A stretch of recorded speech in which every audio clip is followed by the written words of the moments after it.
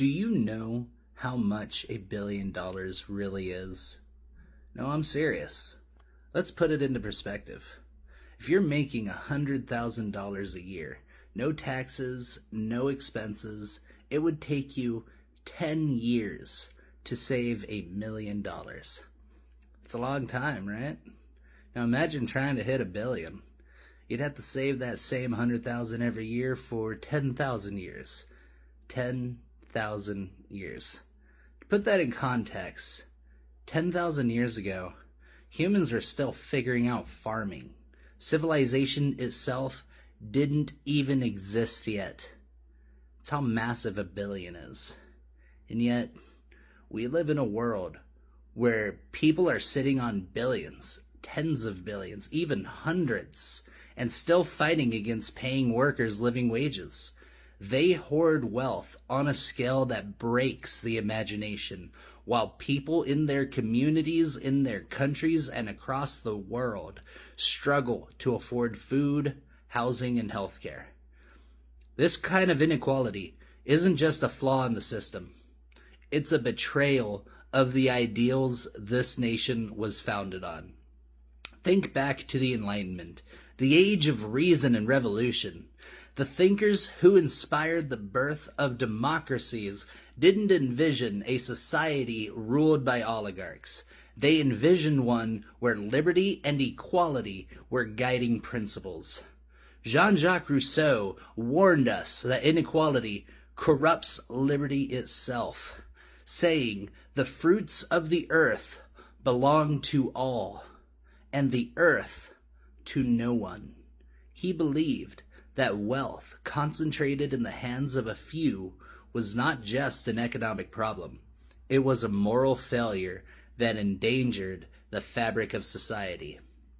And Thomas Jefferson, the author of the Declaration of Independence, wrote that all men are created equal and endowed with unalienable rights to life, liberty, and the pursuit of happiness. But how can liberty thrive when billionaires hoard resources while millions are trapped in poverty? How can happiness be pursued when basic survival is out of reach for so many? Think about it. We celebrate billionaires as if their wealth is a testament to their brilliance, their hard work, or their innovation. But how much of that wealth comes from paying starvation wages, cutting corners on safety, or lobbying to dodge taxes?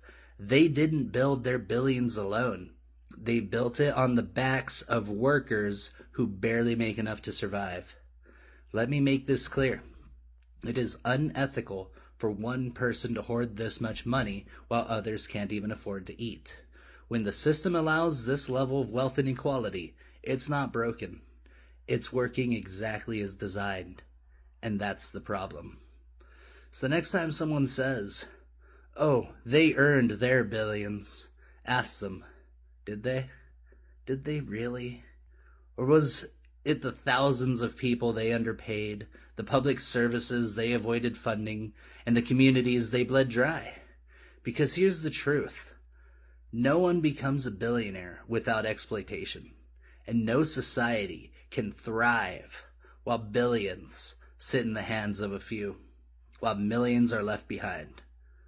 It's time to rethink what we value, what we reward, and what we allow. $1 billion isn't just a number. It's a moral failure when others are starving. The Enlightenment taught us to think critically, to challenge the divine right of kings to demand accountability from those in power. Today we face a new kind of aristocracy, one not born of noble blood, but of unchecked greed. And just as revolutions rose to tear down thrones, we must rise to confront this new tyranny. Liberty is not about the freedom to hoard while others suffer. Equality is not about leaving people to fend for themselves in a rigged game. Justice is not about protecting the powerful at the expense of the vulnerable. These are the ideals we inherited from the Enlightenment, and they demand action. So let's ask ourselves, what kind of society do we want to be? One where a handful of people own more than entire nations? or one where everyone has a fair shot at life, liberty, and happiness? The choice isn't just about economics. It's about who we are, about what we stand for, about whether we live up to the promises we made to ourselves and to each other.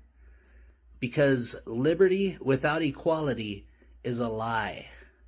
And billions without accountability, that's not success. It's failure on a colossal scale.